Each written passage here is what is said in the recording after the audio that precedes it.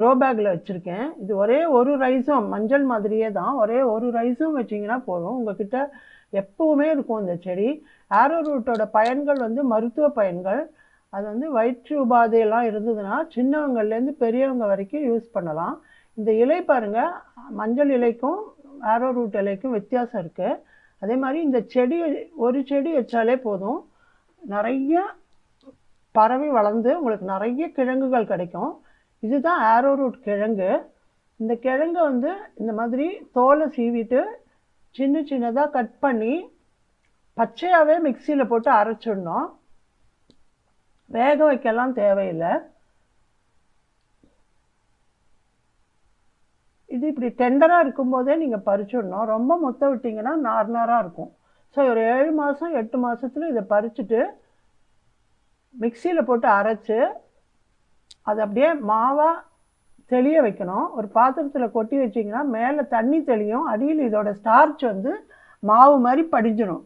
அந்த தண்ணியை வடிகட்டிட்டு அந்த அடியில் இருக்கிற மாவை நல்லா ஒரு பெரிய தட்டில் போட்டு காய வச்சிங்கன்னா 2-3 நாள் காய வச்சா போதும். நல்ல வெயிலில் உங்களுக்கு நல்ல ஒரு ஆரோ ரூட் பவுடர் கிடச்சிடும்.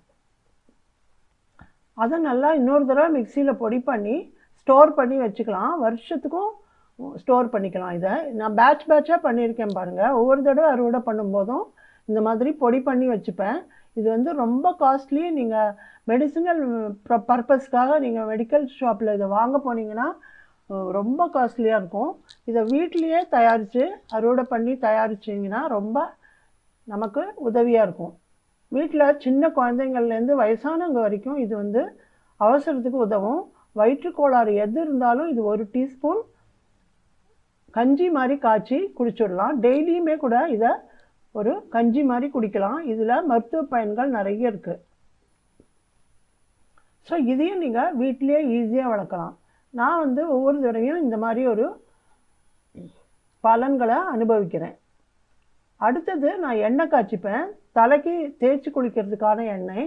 நிறைய மூலிகைகள் போட்டு இப்போல்லாம் நிறைய எண்ணெய் வருது இல்லையா, ஹேர் ஆயில். நான் வந்து எப்போவுமே இந்த பேசிக்காக இந்த 2 இன்க்ரீடியன்ட்ஸ் வச்சு ஹேர் ஆயில் ப்ரிப்பேர் பண்ணிக்கிறேன். எனக்கு இது வந்து கூந்தல் கருப்பாகவும் நல்ல நீளமாகவும் வளரும். அதை தவிர டேண்ட்ரஃப் பிரச்சனை வராது. தலைக்கு ரொம்ப குளிர்ச்சிங்கிறதுனால முடி கொட்டவே கொட்டாது. ஸோ இது 2 இன்க்ரீடியண்ட் என்னன்னா, இந்த வெள்ளை கரிசலாங்கண்ணி என்னோடய எல்லா தொட்டிலையும் களைச்செடியாக வளரும் அது. ஸோ அதை பறிச்சுட்டு அது கூடவே இந்த நீர் பிரம்மி இருக்குது பாருங்கள், அது பிரம்மி ஹேர் ஆயில் தயாரிக்கிறதுக்கு யூஸ் பண்ணுறாங்க ஆயுர்வேதத்தில்.